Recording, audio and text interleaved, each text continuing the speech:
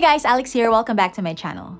Before we begin today's vlog, I have a small request. 80% of the viewers of this channel are not subscribers. If you are not a subscriber yet, please do me a favor and hit that subscribe button. It helps this channel out tremendously because the bigger the channel gets, the more I'm able to reach more people, the more I'm able to help more people. In today's vlog, I will be sharing with you the step-by-step process on how to sell property in the Philippines if you are an OFW. Most of my vlogs are actually client-led. I would take note of the questions my client asks frequently and make a vlog about it. Because if more than 5 clients are asking the same question, then chances are more people would like to know the answer to these questions as well. One question I get asked a lot is, how do I sell my property in the Philippines when I am based abroad? Yes, you can sell your property even if you are not here. There is a legal way to do so.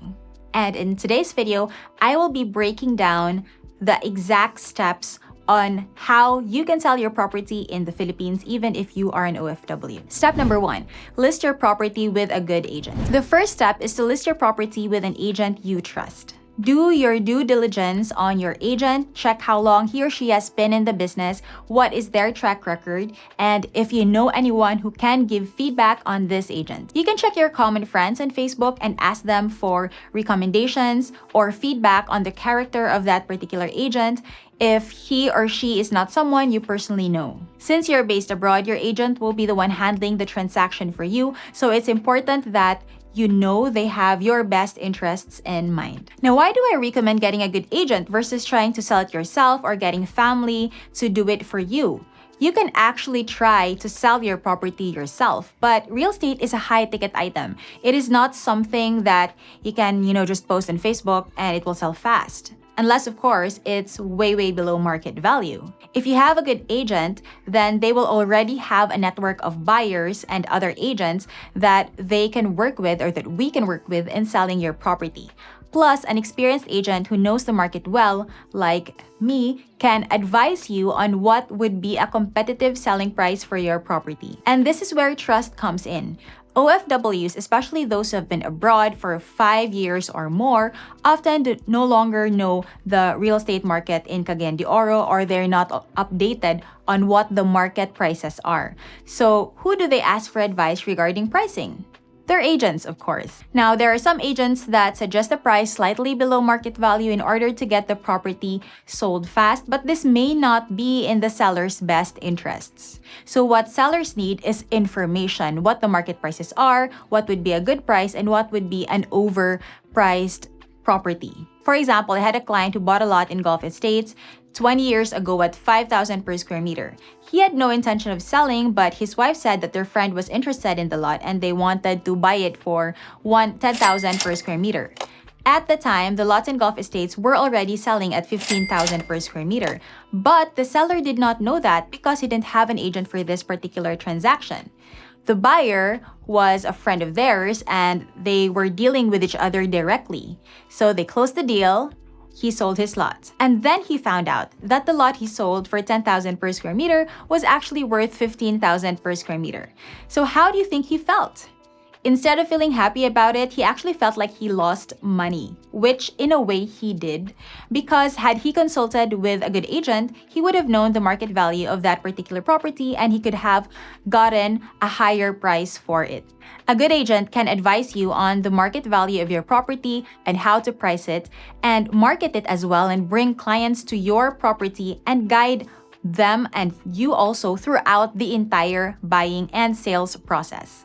So if you have a property in Cagayan de Oro or surrounding areas that you would like to sell, you can check out this video on my listing process. It explains the step-by-step process on how I market and sell property, and it also includes the sales strategies that I employ to market my listings. It also includes the documents and details that I will be needing from you to market your property. I also have another video on what an authority to sell is for sellers, in case you are not familiar yet with this document. So It's up here in the card, and I'll also put it in the description box so you can just check out the link later. Before we can officially list your property, you will need to provide a signed copy of the Authority to Sell, or ATS, as mandated by PRC.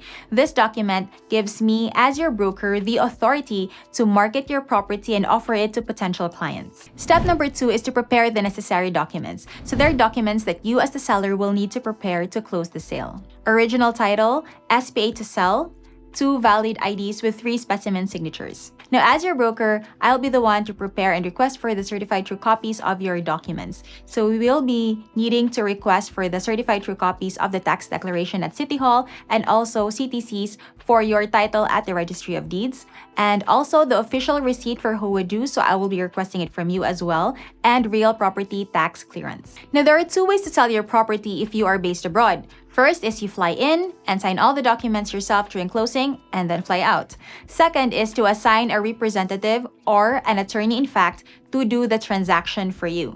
So if you're going to be flying in to sign the documents yourself, then ask your buyer to give an earnest money deposit. This will prove that they are serious buyers. What you don't want to happen is to arrive here in the Philippines and have the buyer suddenly back out of the deal for whatever reason. Earnest money is usually 10% of the total contract price, and this is deductible from the total contract price, but it is non-refundable as well. Also, make sure your agent has everything ready to ensure a smooth closing. If in case you cannot fly home, then you will need to assign someone to be your representative or your attorney, in fact. So this person will be the one to do the transaction on your behalf. This includes signing all the paperwork and receiving the check payment. The payment is usually in the form of a manager's check and can be either in your name or in the name of your attorney, in fact. So you can just specify that in the special power of attorney. If you want it to be in your name, then you will need to have a Philippine bank account so your AIF can deposit the payment there. If you will be transacting through an attorney, in fact, you will need to prepare a document called Special Power of Attorney to Sell, or an SPA. The SPA needs to contain all details of the property, such as the title number, lot area, and description. It also needs to be indicated in the SPA that you are designating your AIF to sign the deed of sale and/or letter of guarantee if your buyer will be buying it through bank financing, and all other related documents to sell the property on your behalf. I can help you prepare your SPA for you if you don't have this document yet. Once the SPA is ready, print at least 2 copies, sign it, so both spouses must sign if married.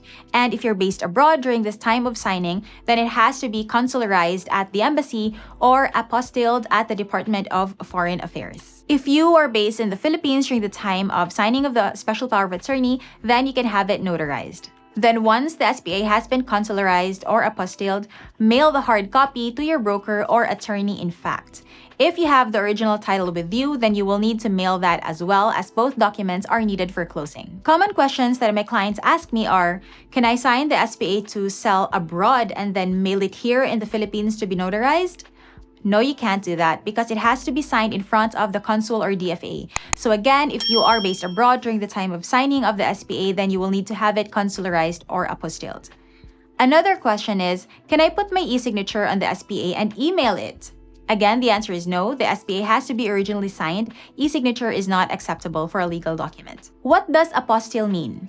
An apostille is a certificate that authenticates the origin of a public document. It is issued by a country that is party to the Apostille Convention to be used in another country, which is also party to the convention. So this is an alternative to consularization. During the pandemic, it would take months before you could be scheduled at the embassy to consularize a document. So the countries that joined the Apostille Convention offered this option to give people another alternative. Many countries are part of this convention, like the US and the Philippines. But as far as I know, Canada did not join the convention, so if you're from Canada, then you have to get the SPA consularized. As for the other documents, like certified true copies and updated tax declaration or homeowners association dues, your broker or representative can get that for you as long as your payments are updated. So make sure to check out these payables before closing so you will know what your net amount will be after deducting all these fees. Some sellers who own lots are not aware that they need to pay homeowners association dues. Sometimes the dues already amount to 30 to 50,000, or for some subdivisions with higher dues such as Alegria, it can go up to 100 to 200,000, or more depending on how many years you were unable to pay it. So make sure you have these payables laid out to you beforehand by your broker to avoid any surprises. So again, if you want to sell your property in the Philippines and are based abroad, there are two things that you need to do. First is hire an awesome broker, like myself, to handle your property, to market, offer to prospective clients, and bring buyers to the property, handle negotiations on your behalf, and facilitate the preparation of the necessary documents needed for closing. Be sure to get someone who has experience and your best interests at heart. Second is prepare the needed documents to close. So this includes the original title, 2 valid IDs, both spouses if married, and an SPA to sell, designating someone based in the Philippines to be your attorney, in fact, to transact on your behalf in case you aren't able to fly home and close the deal yourself. And that's it for today's vlog. I hope you learned something new. If you would like to be updated of the newest projects in Vismin, then send me an email so I can add you to my mailing list.